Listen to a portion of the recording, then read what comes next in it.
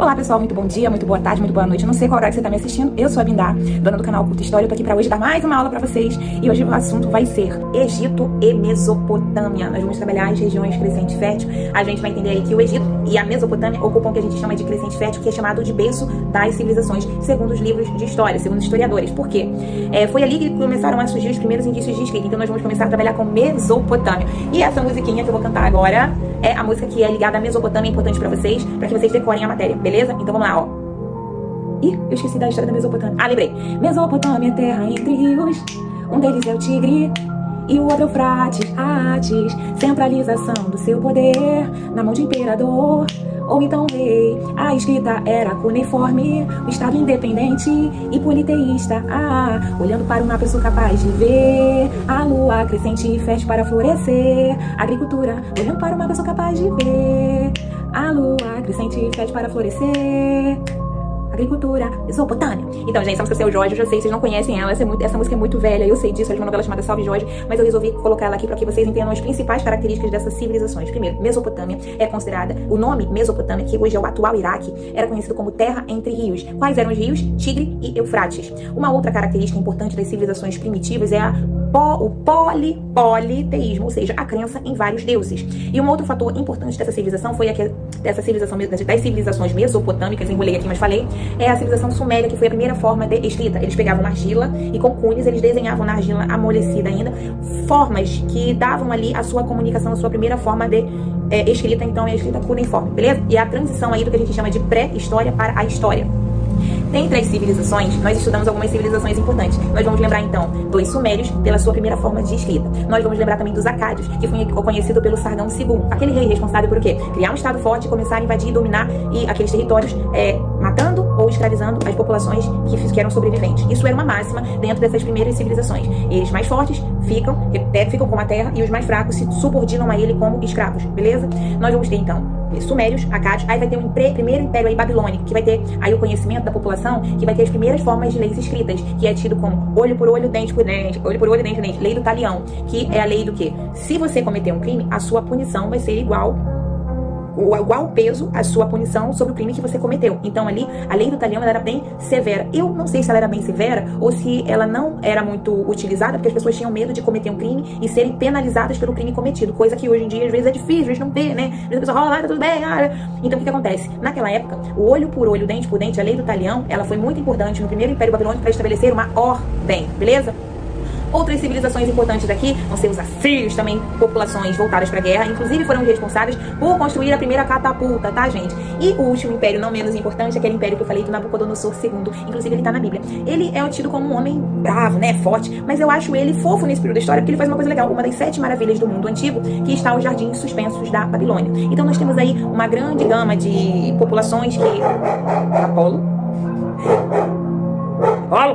Uma grande gama de civilizações mesopotâmicas que foram importantes. Tem um filme chamado Escorpião Rei. Tirando a fantasia, né, o The Rock, tem muita coisa ali que faz referência à civilização suméria. Vizinhos da civilização suméria, nós vamos falar sobre os egípcios, o que eles têm em comum com a civilização mesopotâmica. O rio Nilo, muito importante, inclusive Heródoto, um dos primeiros historiadores da história, de acordo com os livros de história, Heródoto fala sobre o Egito é uma dádiva do Nilo. Por quê? É uma região seca, uma região de areia, uma região desértica. Se não houvesse, não havendo o rio Nilo, não haveria a vida dentro do Egito antigo. O Egito, é importante vocês saberem, então, foi uma população responsável por grandes avanços, inclusive pelo processo de mumificação. A mumificação, que era realizada nos corpos de homens importantes, de acordo com a história, era para preservar o corpo do faraó após a morte. Esse processo de mumificação demorava em torno de 1 mês para ser feito. Tinha ali a presença de uma representação dos seus deuses, né, que era a cabeça de um chacal e o corpo de um homem, porque há vários deuses dentro da religião egípcia e também das religiões mesopotâmicas. Por quê? Vamos lá.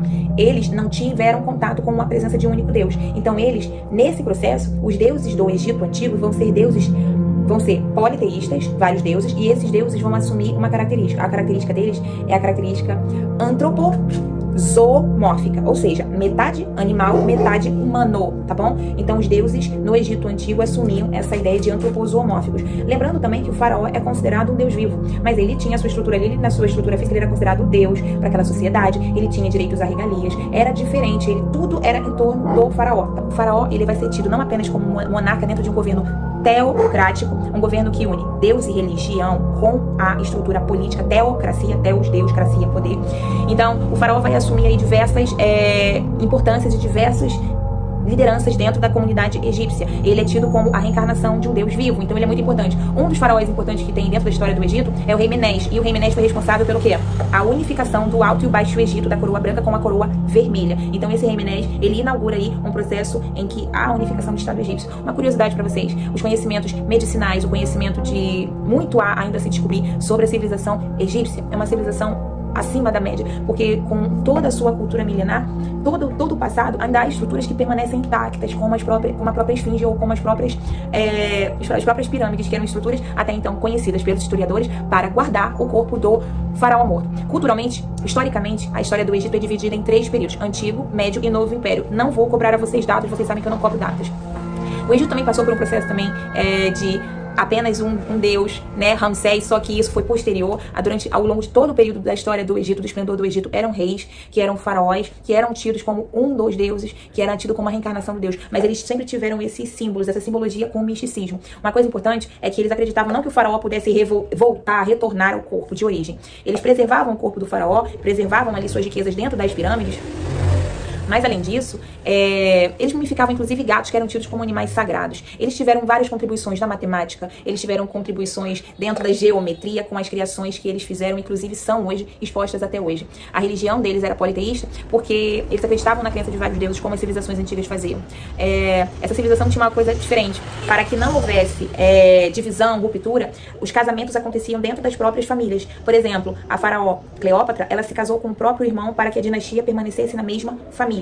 São coisas, são partes de uma cultura diferente que a gente hoje questiona como que era realizado os casamentos, quais eram os interesses, e é muito estranho. Não ia casar com irmão, mas a Cleópatra teve que fazer isso para conseguir depois se tornar faraó também. Bom, a história do Egito Antigo é uma história muito rica. Dentro dos livros de história a gente vai perceber o quanto ela foi um processo de evolução dentro das primeiras sociedades, e o quanto de contribuição ela deixou, tanto em questões da medicina, da matemática, e ao longo do tempo todo esse conhecimento, infelizmente, foi aprisionado, foi perdido em livros que não temos mais acessos, infelizmente. Mas a história do Egito permanece como uma história extremamente rica, assim como a civilização as civilizações da Mesopotâmia. Ainda tem um outro assunto que eu vou falar pra vocês: hebreus, fenícios e persas, mas esse é bem rapidinho.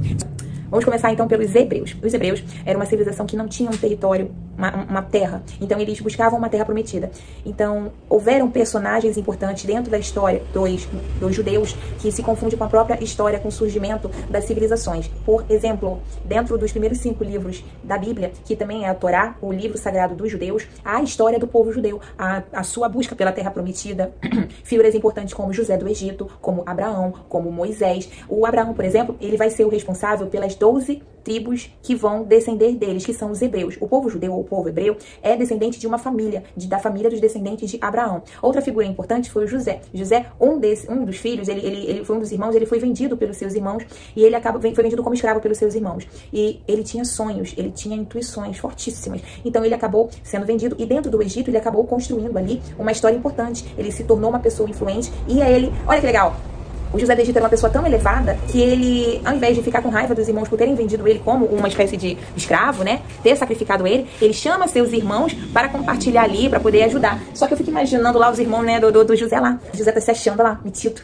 Só porque tá assim com o imperador, porque tá assim com o faraó. Não sei, José sempre foi...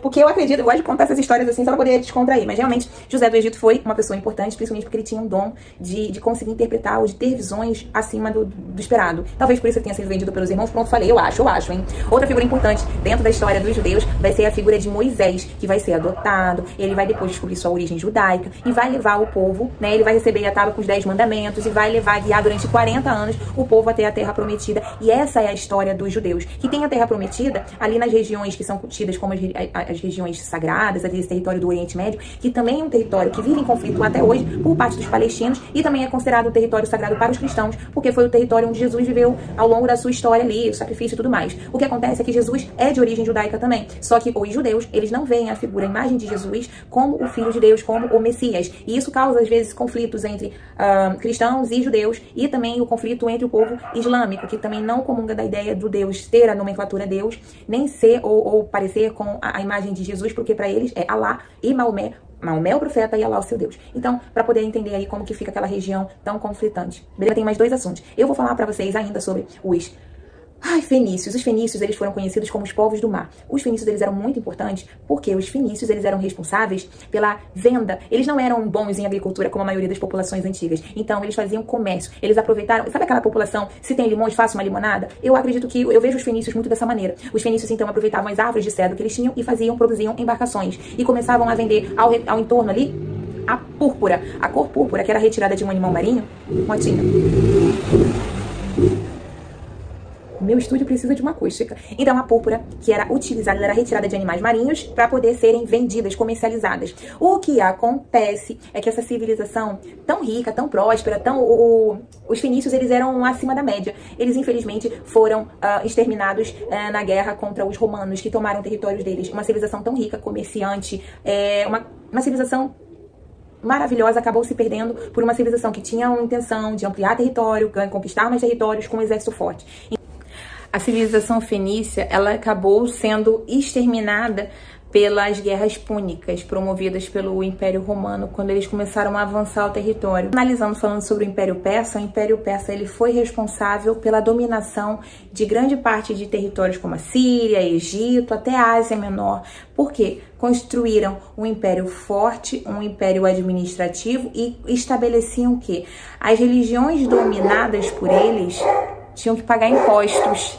Finalizando sobre os persas, é importante a gente entender que os persas, eles foram povos militarizados, muito responsáveis pela ampliação do seu território, principalmente com a conquista do Egito, da Síria, da Líbia, dessas regiões. Não tinham esse nome específico, talvez naquele período, mas nessa região toda até a Ásia Menor. Então eles expandiram o território porque tinham um exército forte, militarizado e com uma cultura muito forte. Muito militarizado. Então é importante isso ficar bem claro. O muito militarizado permite um exército muito forte, que luta contra um exército mais fraco, mais vulnerável, conquista esse território. E os persas tinham um diferencial. Eles passavam a cobrar impostos dos povos conquistados. Beleza, pessoal? Então eu vou encerrando aqui esse assunto importante para vocês, que são do primeiro ano. Lembrando que nós vamos falar sobre Egito, Mesopotâmia, persas, hebreus e fenícios. Civilizações importantes que marcam a antiguidade. Beleza? Uma boa prova para vocês. Dê uma revisada no livro, dê uma olhada. Mas tudo que eu falei aqui, eu acredito que vai ser de grande valor para poder você fazer a sua próxima prova. E eu desejo a você uma super prova, um super teste, porque eu sei que você entendeu o assunto. Um super beijo.